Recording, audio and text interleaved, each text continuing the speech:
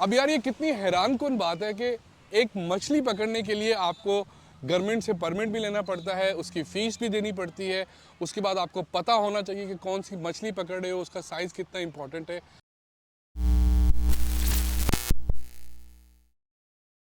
दोस्तों, आज मैं आपको एक बहुत ही ज़बरदस्त चीज़ के बारे में बताने वाला हूँ जिसका मुझे एटलीस्ट अभी अभी पता चला है। इवन मुझे यहाँ पे रहते हुए 10 साल हो गए। और वो ये है कि यहाँ पर देखो लोग फ़िशिंग कर रहे होते हैं। यहाँ पे अक्सर लोग छुट्टी वाले दिन इस तरह से फ़िशिंग करने के लिए निकल जाते हैं। और मैं अक्सर हैरान होता था कि जब लोग यहाँ पे फ़िशिंग करते हैं तो उसके बाद फ़िश पकड़ कर ना वापस पानी में क्यों फेंक देते हैं, या ये खाते क्यों नहीं है, पकाते क्यों नहीं है। तो आज मैंने इन लोगों से पूछा कि ऐसा क्यों करते हैं। तो उसकी 2-3 रीज़न्स हैं, और वो 2-3 रीज़न्स ऐसी हैं कि यार आप सुनकर खुद भी हैरान रह जाओगे। और फिर आपको पता चलेगा कि जो हमारे कंट्रीज़ हैं वो कितना पीछे है यार, और यहाँ पर छोटी छोटी चीज़ों का कितना ख्याल रखा जाता है। सबसे इम्पॉर्टेंट चीज़ फ़िशिंग के लिए वो है परमिट। आपके पास एक परमिट होना चाहिए, और उस परमिट के बगैर आप मछली नहीं पकड़ सकते हो, फ़िशिंग नहीं कर सकते हो। जो लोग अक्सर इस तरह बोट्स के अंदर बैठ के फ़िशिंग कर रहे होते हैं, या फिर जैसे ये पीछे मेरे खड़े हुए फ़िशिंग कर रहे हैं, तो इनके पास डेफिनेटली परमिट होगा। अब उसके बाद दूसरी जो चीज़ है वो ये कि जो लोग फ़िश पकड़ कर वापस फेंक देते हैं, उसकी वजह यह है कि वो फ़िश साइज़ में बहुत ज़्यादा छोटी होती है। तो आप छोटी मछलियाँ नहीं पकड़ सकते, इसलिए वापस फेंकना ज़रूरी होता है, और ये गवर्नमेंट की तरफ से होता है। आम सिविल कपड़ों के अंदर गवर्नमेंट की तरफ से लोग घूम फिर रहे होते हैं, और वो आकर आपके जो बॉक्स होता है या जो बकेट होती है उसको देख सकते हैं कि इसके अंदर जो आपने मछली पकड़ कर रखी हुई है, जो आपने घर जाके पकानी है, वो साइज़ में ठीक है या नहीं है। अगर वो साइज़ में स्मॉल है, छोटी है, तो आपको फ़ाइन होगा। अदरवाइज़ आप उसको घर लेके जा सकते हो। तो साइज़ बहुत ज़्यादा मैटर करता है Yeah, boy. मछली का।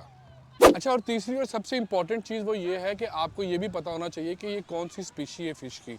मतलब आप कोई ऐसी मछली ना पकड़ लो जिसका यहाँ पर शिकार करना मना हो, जिसको इस तरह से पकड़ना मना हो, या कोई इंडेंजर्ड स्पीशी हो जो आप पकड़ लो और उसके बाद आपको ज़्यादा फ़ाइन आ जाए या आपका परमिट भी कैंसिल हो जाए।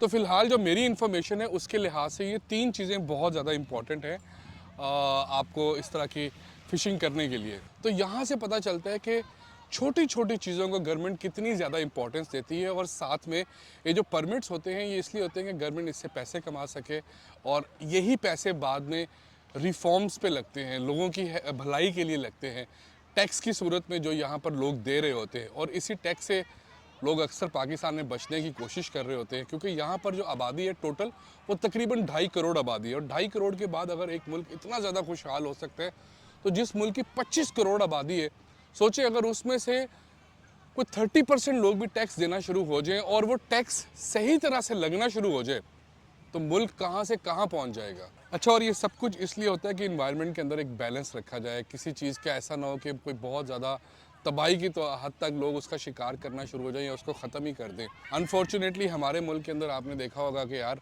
बहुत सारे शहजादे दूसरे मुल्कों के आके शिकार भी करते हैं। हमारे इंडेंजर्ड जो एनिमल्स और परिंदे होते हैं उनका शिकार किया जाता है, और बड़े फ़ख्र से वो वहाँ से ले भी जाते हैं। बल्कि शायद कुछ लोगों को याद होगा, एक केस हुआ था 20 साल एक पहले सिंध के अंदर, जिस बेचारे ने, वो जो लोग कुछ आए थे वहाँ पे शिकार करने के लिए, उनको रोका था, उस बेचारे को बुरे तरीके से मारने के बाद उसकी लाश को फेंक दिया था, एक इबरत बनाया था, और कोई अदालती निज़ाम कोई कुछ नहीं कर सका था। इस बात को हरगिज़ कहने का ये मतलब नहीं है कि किसी तरीके से पाकिस्तान को बुरा भला कहा जाए, लेकिन यार हकीकत ये है कि इन जैसे कंट्रीज़ के अंदर जहाँ पर यार मछलियों के लिए भी इतना ज़्यादा आपको एक परमिट लेना पड़ता हो, आपके पास लाइसेंस हो, और उसकी भी इतनी देखभाल की जा रही हो, तो आप खुद सोचो ना कि यार इंसानों के क्या राइट्स होंगे। तो बात सिर्फ इतनी है कि यार जो लोग हैं ना, जब लोगों को समझ आना शुरू होती है ना, तब चीज़ें बेहतर होना शुरू होती हैं। बहरहाल मुझे उम्मीद है कि ये छोटी सी इन्फॉर्मेशन आपको ज़रूर अच्छी लगी होगी।